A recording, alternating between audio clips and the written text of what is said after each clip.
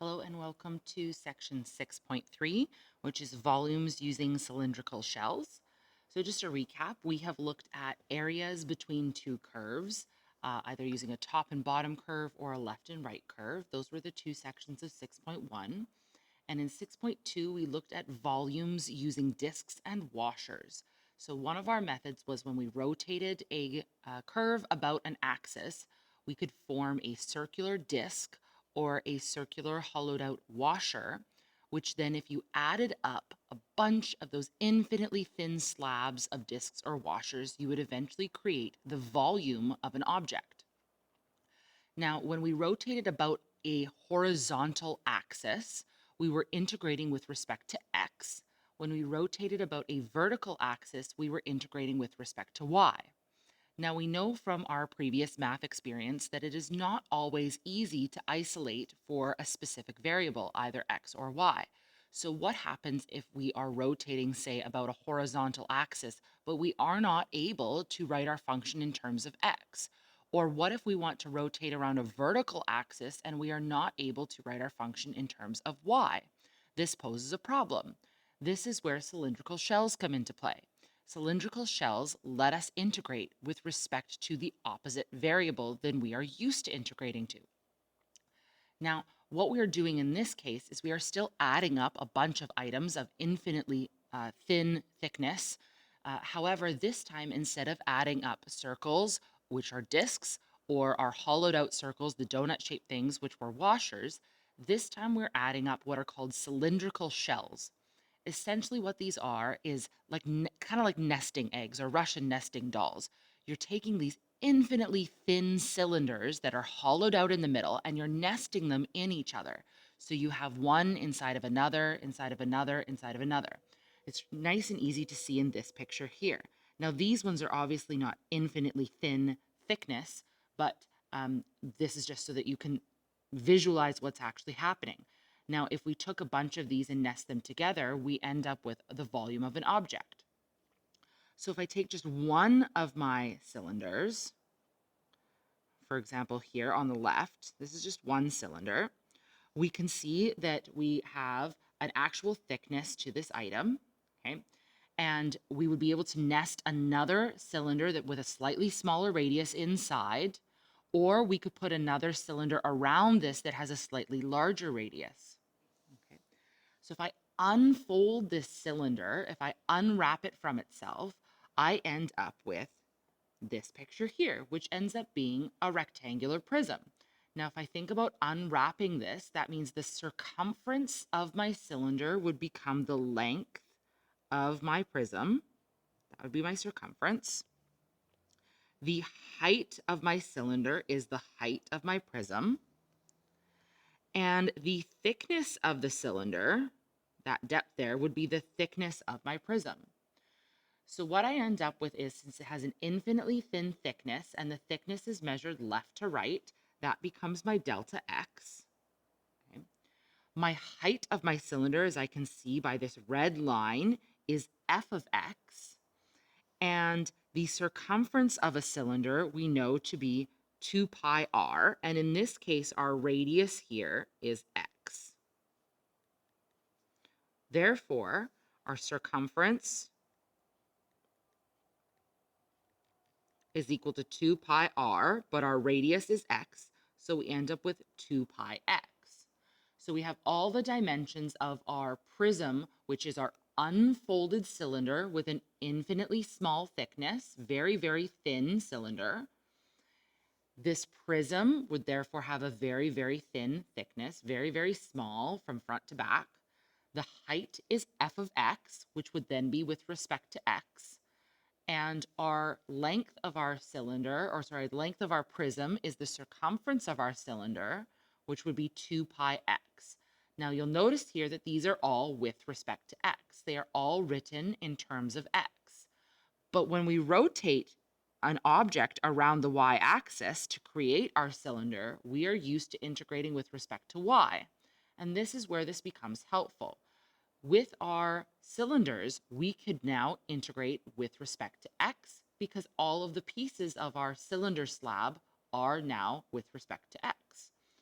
So in general, If you have this lovely volume here, which is a bunch of nested cylinders, okay, we're going to have a length of 2 pi r, which is our circumference. And so one of the tough parts is figuring out what that radius is. If it's not x, what is it? We have our height, which is just going to be h. And we have the depth of this thing, which is going to be delta r. Okay. So each cylindrical shell is also a rectangular prism when unfolded, with length 2 pi r, height h, and thickness delta r. The volume of a prism is always length times width times height. So in this case, our length is 2 pi r, times our height is h, times our thickness or our width is delta r. So our volume is 2 pi r h delta r. In terms of our solid, we usually have that our h is f of x and our r is x, and therefore delta r would be delta x. Okay, it's not always the case because you might be rotating around a different vertical line that is not the y-axis, and therefore you would need to find a different r than just x. Okay. So the volume of a solid obtained by rotating about the y-axis, the region under the curve y equals f of x from a to b, is the integral from a to b. These are now going to be x values. Okay. And the integral, the inside of our integral is going to be 2 pi r height dx. This represents our thickness, or our delta x. Okay.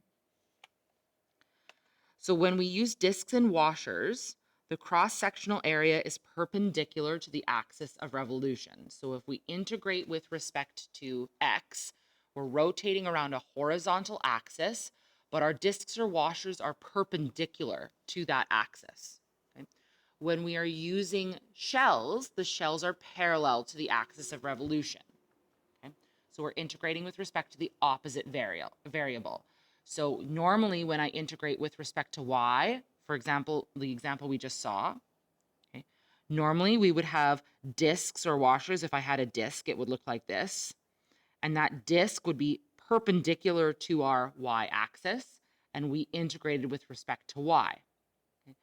This time, our shape is perpendicular to the x-axis, so we're integrating with respect to x, okay, even though we're rotating about the y-axis. Okay. Or our shell is parallel to the y-axis. Okay. So our shell is parallel to the axis of revolution, and we're going to be integrating with respect to the opposite variable. Okay. Using cylindrical shells, if the bounded region is rotating about the y-axis, we will integrate with respect to x.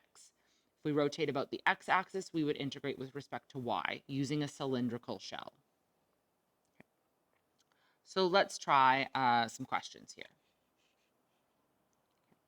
So we're going to use cylindrical shells to find the volume of the solid obtained by rotating the region bounded by the given curves about the specified line. So here it says about the y-axis, so we're going to integrate with respect to x because we're rotating using cylindrical shells this time, okay? And therefore our volume is going to be the integral from a to b of 2 pi r h dx. So we need to figure out what is our a and our b, what is our radius of our cylinder, and what is the height of each cylinder. So first, let's draw a picture of what these things look like, and therefore what will our shells look like, so we can visualize what's going on. Okay. So we have y equals x squared. That's already with respect to x, so we're good there. Okay. Y equals 0, which is the x-axis, and x equals 1. So the area that we are rotating is this area in here, and we are rotating about the y-axis. Okay. So what will happen when we do that, we will have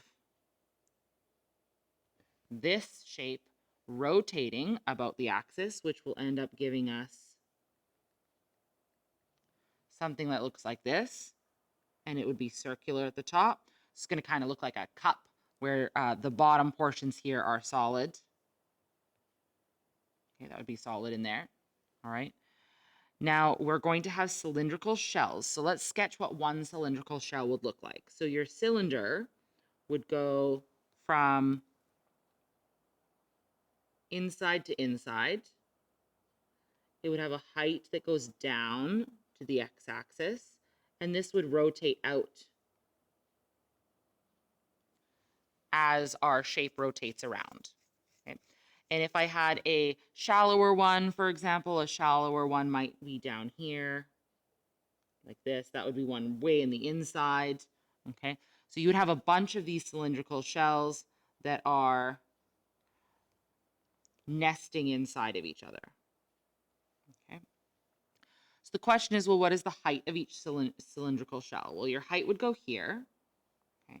Your radius is going to be here. Okay. So your height here is going to be f of x, because our height goes from the x-axis up to your curve. Okay. And in that case, our height is going to be x squared. Okay. Our radius is going from our y-axis all the way over to our curve, which would be a distance of x, right? So this point here would have coordinates x, f of x. X is our radius, inside to outside. F of x is our height, bottom to top. Okay. So therefore, our volume is going to be integrating from a to b. We still have to figure that out, of 2 pi r. R is x. F of x, which is x squared, dx, with respect to x. Okay.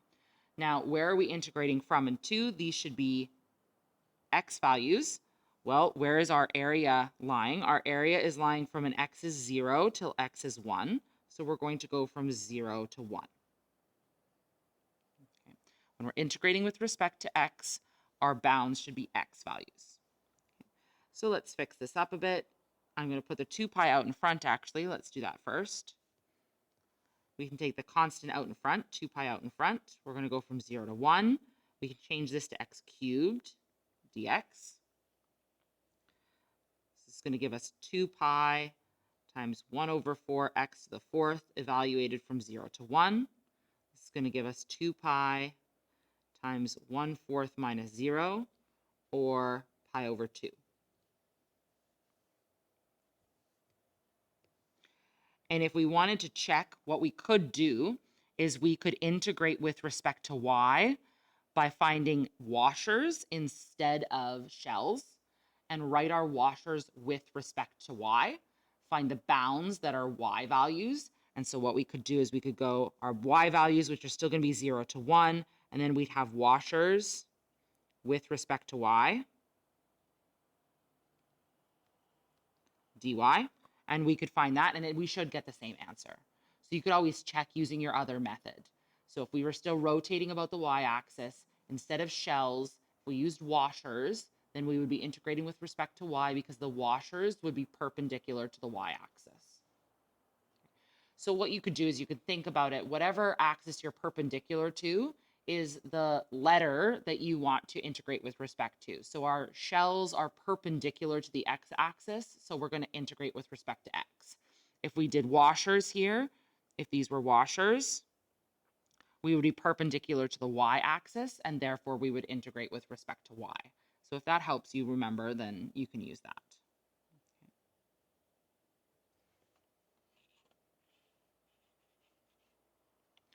So let's try another one. Okay, we're going about the y-axis again. Okay, we've still been asked to do shells. It's the same question. So we're going to integrate with respect to x.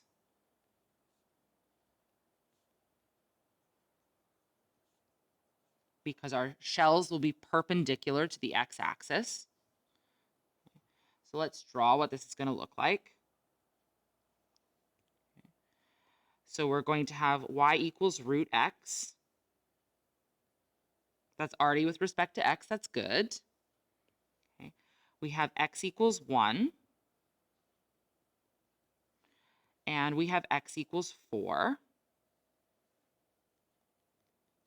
Okay. and y equals 0, which is the x-axis. So the area that we are integrating is going to be, or rotating, sorry, is going to be this area rotated about the, sorry, I accidentally erased my grid line, about the y-axis, like this. So when we rotate this, we're going to have a shape that looks like this. Okay. It's going to rotate over to this side. I'm just going to erase this curve here.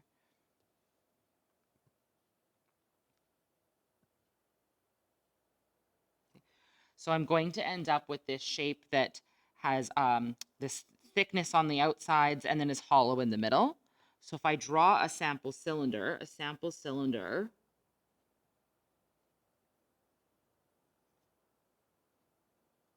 would look something like this. Okay. So again, we need to know our radius, r. We need to know our height, h. Okay. Our height here seems to be f of x, which is root x. Our radius here is x, again, a distance from the y-axis out to the outer side of my shell. That's a distance of x. So if this is x, then the height here is f of x. The difference here between the first one and this one is that we are not integrating from 0 to 4. Because we are not starting our x value until 1, we're integrating from 1 to 4. And that's where the hollow part comes in. From 0 to 1 is where you have the hollow part. Okay, so we're going to have the volume is going to be from, sorry, not 0, from 1 to 4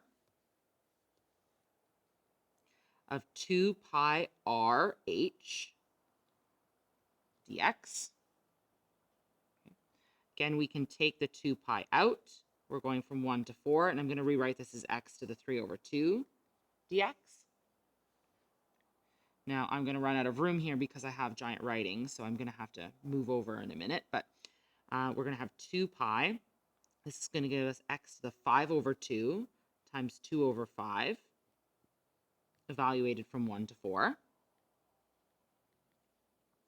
So we're going to have 2 pi times 2 over 5 times 4 to the 5 over 2 minus 2 over 5 times 1 to the 5 over 2, which gives us 2 pi times 2 over 5. That gives us 2 to the power of 5, which is 32, minus 2 over 5. So this gives us 2 pi times 64 minus 5, or over 5, minus 2 over 5, or 2 pi times 62 over 5, which gives us 124 pi over 5. And as with last time, if we weren't sure, if we wanted to check our answer, we could also integrate about the y-axis. This time again, we would have washers. We would be integrating from y equals 1 or 0 up to 2, okay, because square root of 4 is 2. And we would have washers here instead if we wanted to integrate with respect to y. And let's try one last one. This time we're going to go about the x-axis. So we're going to be integrating with respect to x. Oh, sorry, with respect to y. Because our shells are going to be perpendicular to the y-axis. Okay. So let's again draw what this is going to look like.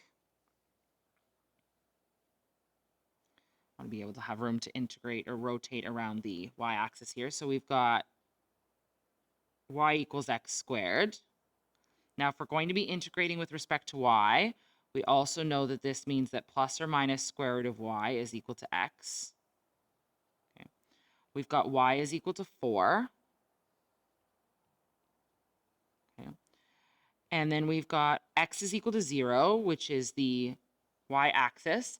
And we're being told that we're between 0 and 2 for our x values. So it's just this portion here. We're not rotating the entire enclosed area because of the parameters given to us in the question. So our shape that we're going to rotate looks like this, and we're going to be rotating it about the x-axis. Okay, this.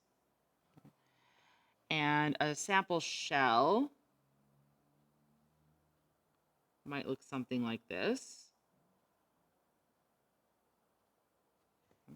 So this time our radius is this distance here, and our height is this distance here.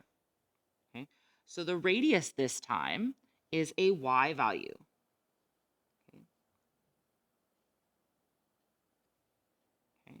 So our radius is now y, and our height is now f of y, because our function here with respect to x, this height here, this distance, is an x value, but since we're going with respect to y, it would be x equals root y. And the reason we're going to use root y and not negative root y is because the portion of the curve that we rotated was the positive portion, which is root y. Now, when we integrate, we need y values. So since we're going up till y is 4, we need to know where are we starting. Well, if x is 0, then y would be 0. So our volume is going to be the integral from 0 to 4. We're integrating with respect to y, so we have 2 pi r h dy. Okay. This is going to give us 2 pi outside from 0 to 4 of y to the 3 over 2 dy, which is going to give us 2 pi times y to the 5 over 2 times 2 over 5 from 0 to 4. Now you can take that 2 over 5 out as well. We could have done that in the previous question also, because that 2 over 5 is going to be in both of our terms. So if you want to take that out and make that 4 pi over 5 and then evaluate the y to the 5 over 2 from 0 to 4, that's allowed. So we're going to get the volume is equal to 2 pi times 2 over 5 times 4 to the 5 over 2 minus 0, which gives us 4 pi over 5 times 2 to the power of 5, which is 32.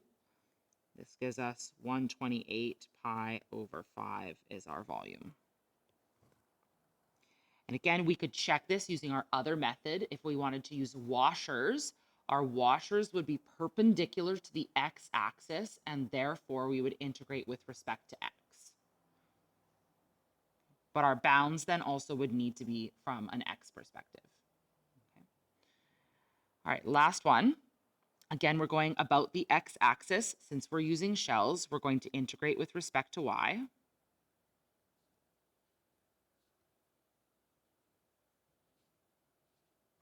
Okay. So let's draw ourselves some pictures here. So we have x equals 2y. If it helps you to graph, you can rewrite this as 1/2 x equals y.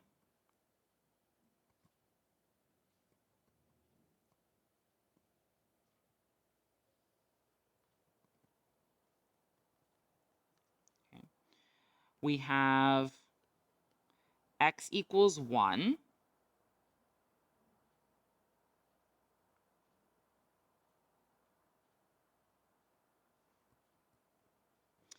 We have y equals 2.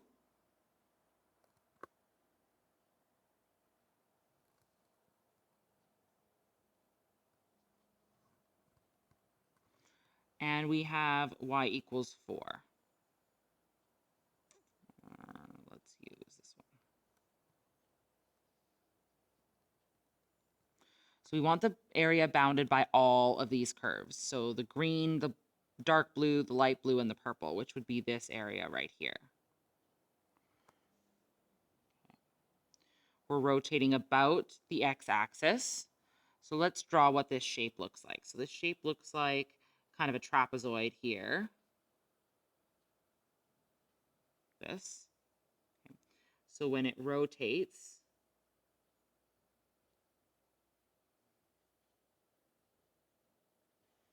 it's going to end up over here somewhere, rotating about the x-axis. So if we wanted to draw a sample cylinder might look something like this.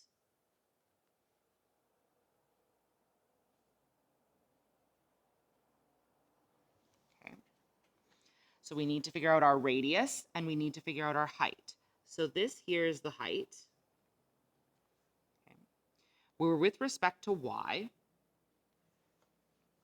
Okay. So keep that in mind. Okay. So our height. Now, if we wanted to go from the y-axis up to where our height ends here, this would be a distance of 2y, right? So if I went from here all the way up to this height here, or all the way up to this edge of this curve here was x equals 2y. So this entire distance is 2y. But I'm not traveling that entire distance. I have this portion here that I have not traveled, right? So I'm missing this portion here. And this distance here was where x is equal to 1. So the distance traveled here is 1. Okay, so therefore our h is going to be equal to 2y minus 1. We're 1 short. Okay. Our radius, let's clean this up a little bit.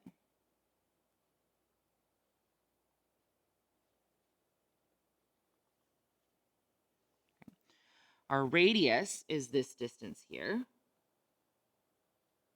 And since we are starting at the x-axis, heading all the way up to my curve, the point at this curve would be a value of your x value, sorry, here is 2y for this matching y value. So your radius here is y. Okay. Now, when your radius would not be x or y is if we were rotating about something that is not an axis. So in this case, we've rotated about just an x-axis each time or a y-axis each time. So our radius was always just x or y. When that will change will be if you're rotating about an external line that is not an axis. You would have a more complicated radius. Okay. And it's not often that we would choose to do shells for those. We would use to just choose washers or discs to make our lives a little bit easier. Okay. So now when we're integrating, we need to integrate y values. Well, we're integrating from y equals 2 to y equals 4. So our volume is going to be from 2 to 4 of 2 pi r h with respect to y. So again, I'm going to take my 2 pi out. I'm going from 2 to 4. I'm going to expand my brackets and get 2y squared minus y dy. Okay. So I'm going to get 2 pi. I'm going to get 2 over 3y cubed minus 1 half y squared, evaluated from 2 to 4. So I'll have 2 pi. And I'm going to have 4 cubed times 2 over 3 minus 1 half times 4 squared minus 2 cubed times 2 over 3 minus 1 half times 2 squared. And then we need to figure all this out. So we're going to have 4 squared gives us 16 minus 8. 4 cubed gives us 64. Times 2 is 128 over 3. And you have minus, okay, let's get rid of this bracket here. We don't really need it. Okay. Minus 16 over 3 plus 2 squared gives us 4 over 2 gives us 2. So we're going to get 2 pi.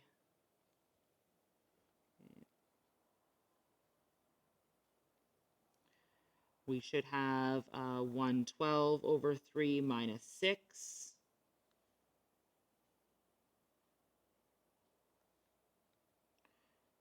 Two pi, 112 minus 18 over 3. 2 pi. Let's see, that gives us 102 minus 8. 94 over 3, which gives us 188 pi over 3. You can also use a calculator. Okay. So just a bit of a recap here. Okay.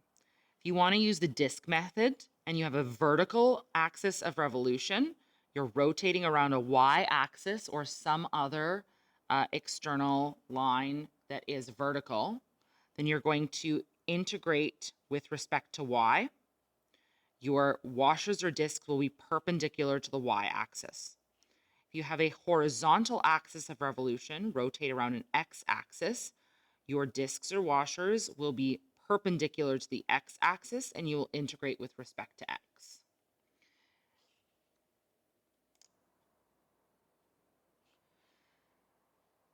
So with our shells, if we rotate around a vertical axis of revolution around a y-axis, our shells would be perpendicular to the x-axis, so we would integrate with respect to x. If we rotate around a horizontal axis of revolution or an x-axis, our shells would be perpendicular to the y-axis, and we would integrate with respect to y.